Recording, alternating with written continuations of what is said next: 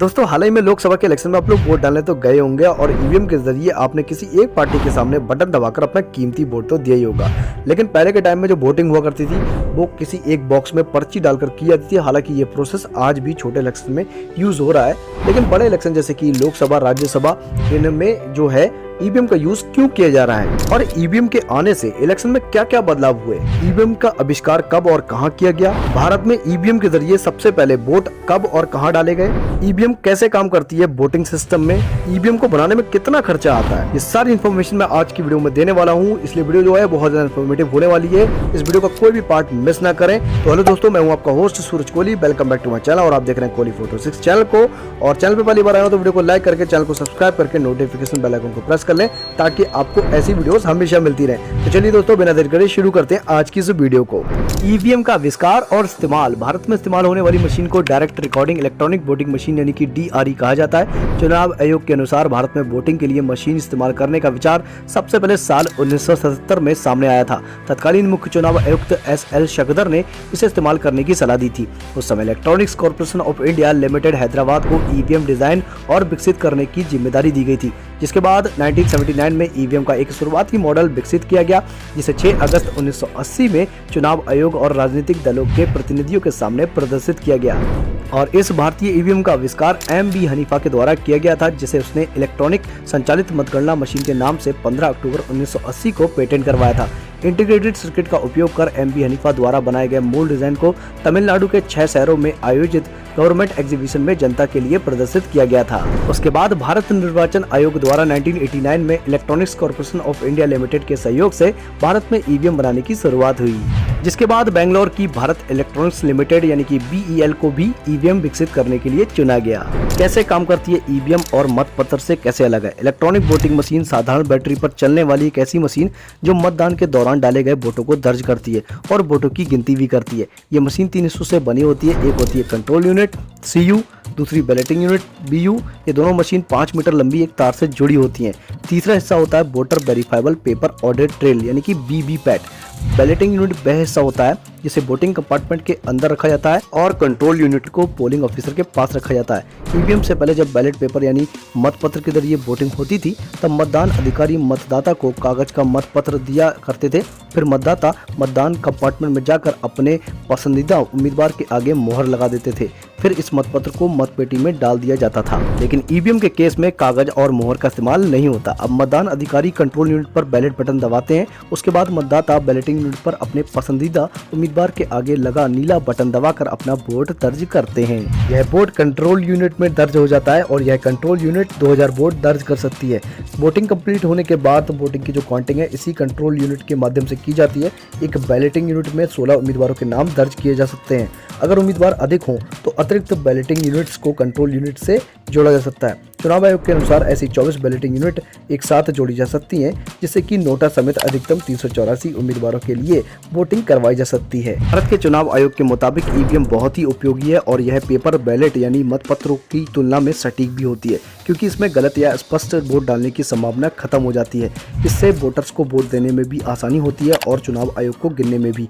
पहले सही जगह मोहर न लगने के कारण काफी ज्यादा वोट्स जो थे वो रिजेक्ट हो जाया करते थे, लेकिन अब ऐसा नहीं होता। चुनाव आयोग कहता है कि इसके इस्तेमाल के लिए वोटर्स को तकनीक का ज्ञान होना भी जरूरी नहीं है।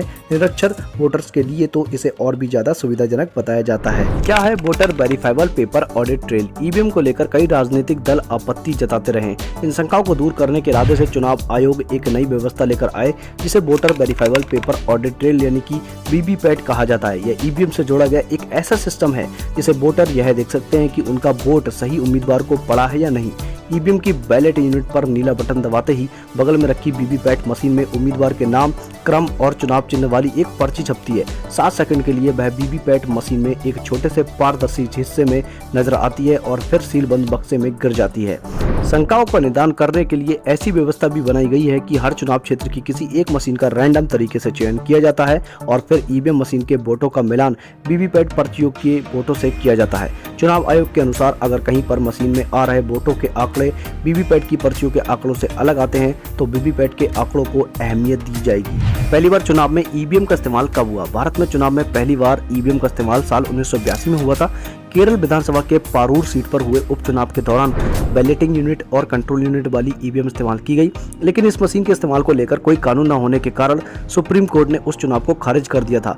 इसके बाद साल 1989 में सांसद ने लोक प्रतिनिधित्व अधिनियम 1991 में संशोधन किया और चुनावों में ईवीएम के इस्तेमाल का प्रावधान किया। इसके बाद भी इसके इस्तेमाल को लेकर आम सहमति साल 1998 में बनी मध्य प्रदेश, राजस्थान और दिल्ली की 25 विधानसभा सीटों में हुए चुनाव में जाके ईवीएम के वोटिंग सिस्टम को अहमियत मिली। बाद में साल 1999 में 45 सीटों पर हुए चुनाव में भी ईवीएम का इस्तेमाल हुआ। फिर फरवरी 2000 में हरियाणा विधानसभा चुनाव के दौरान 45 सीटों पर ईवीएम का इस्तेमाल किया गया। उसके बाद मई 2001 में तमिलनाडु, पश्चिम बंगाल, केरल और पौंडीचेरी में हुए विधानसभा चुनाव में सभी सीटों में मतदान दर्ज करने के लिए ईवीएम इस्तेमाल हुई। उसके बाद से हुई हर विधानसभा चुनाव में ईवीएम इस्तेमाल होती आ रही है। 2004 के आम चुनाव में सभी 543 संसदीय क्षेत्रों में मतदान के लिए 10 लाख से ज्यादा ईवीएम इस्तेमाल की गई थी। ईवीएम की लागत और क्या इनका इस्तेमाल महंगा है? जैसा कि अब तक हम जान गए हैं कि वोटिंग मशीन में 3 मुख्य हिस्से होते हैं: control unit CU, balloting unit BU और वीवीपैट। भारत सरकार की प्राइस नेगोशिएशन कमेटी ने इन हिस्सों के दाम तय करती है। चुनाव आयोग के मुताबिक BU की कीमत है 7,991 रुपए, CU की कीमत है 9,812 रुपए और सबसे महंगा हिस्सा है वीवीपैट, जिसका दाम है 16,132 रुपए।